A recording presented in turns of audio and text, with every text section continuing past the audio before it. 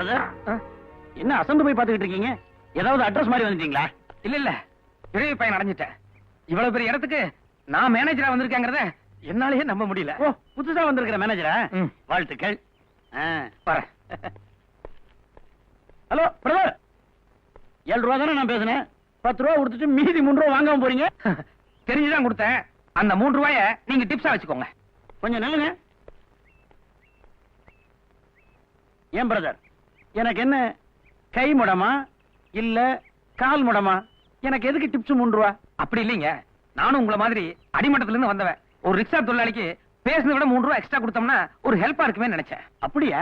உங்க கருணையான உள்ளத்தை நான் பாராட்டுறேன். ஆனா அதே சமயம் அடுத்தவங்க கொள்கையிலையும் கொஞ்சம் கை வைக்காம பாத்துக்கங்க. கொள்கையா? ஆமா, தன்னுடைய உழைப்பு என்னவோ அதுக்கு உண்டான ஊதியத்தை மட்டும் வாங்குறவன் தான் இந்த மாடசாமி. 1 ரூபாய் எக்ஸ்ட்ராவா கிடைச்சாலும் சரி, இல்ல இனாம கிடைச்சாலும் சரி, அன்னைக்கு நைட்டு பூரா எனக்கு தூக்கமே வராது. புடிங்க. ஒரு தவறு செய்தால் அதை தெரிந்து செய்தால் அவன் தேவன் என்றாலும் விடமாட்டேன்.